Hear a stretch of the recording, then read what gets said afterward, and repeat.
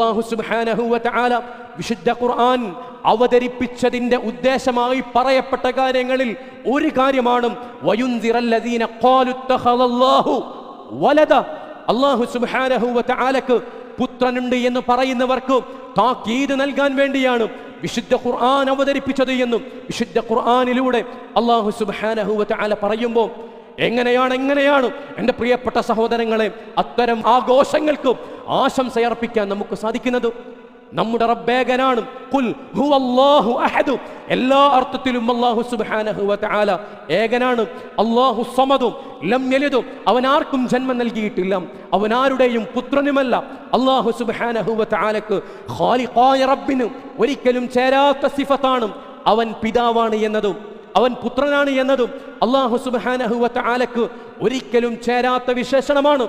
റബ്ബിനെ കുറിച്ച് അത്രയും ഗുരുതരമായ ആരോപണം പറഞ്ഞിട്ടും അതിൻ്റെ പേരിൽ സംഘടിപ്പിക്കപ്പെടുന്ന ആഘോഷത്തിന് ആശംസയർപ്പിക്കാൻ നമുക്ക് തോന്നുന്നുണ്ടെങ്കിൽ എൻ്റെ പ്രിയപ്പെട്ട സഹോദരങ്ങളെ, നമ്മുടെ ഈമാനിന് കാര്യമായ പുഴുക്കുത്തോ ഏറ്റിട്ടുണ്ടും.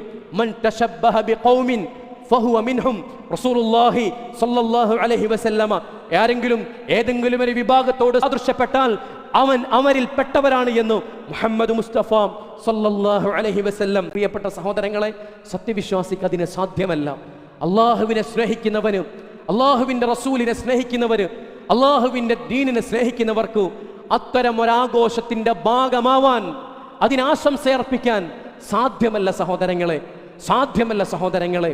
നമ്മൾ അവരോട് പോലും ചെയ്യുന്ന ക്രൂരതയാണ് ഇത്. സംഘടിപ്പിക്കുന്ന ആളുകളോട് പോലുമുള്ള ക്രൂരതയാണ് അതിനാശംസയർപ്പിക്കുക എന്നുള്ളത്. കാരണം അങ്ങനെയൊരു വിശ്വാസവുമായി റബ്ബിനെക്കുറിച്ച്, റബ്ബിന് പുത്രനുണ്ട്, റബ്ബിന് പങ്കുകാരുണ്ട് എന്ന വിശ്വാസവുമായി ജീവിച്ചു മരിക്കുന്നവൻ കാലാകാലം നരകത്തിലാണ്. അവരുടെ കൈ പിടിച്ചുകൊണ്ടും അരുതേ, നീ ഇത് ചെയ്യരുതേ, വൻ പാപമാണ്, കാലാകാലം നിത്യനരകത്തിൽ കിടക്കേണ്ടി വരുന്ന ഗുരുതരമായ പാപമാണ് എന്ന് തിരുത്തി കൊടുക്കേണ്ടവൻ, പറഞ്ഞു കൊടുക്കേണ്ടവൻ ആ നമ്മൾ എങ്ങനെയാണ് സഹോദരങ്ങളെ അവർക്കതിനാശംസയർപ്പിച്ചുകൊണ്ട് പ്രോത്സാഹിപ്പിക്കുന്നത്? അവരോട് പോലുമുള്ള ക്രൂരതയാണത്.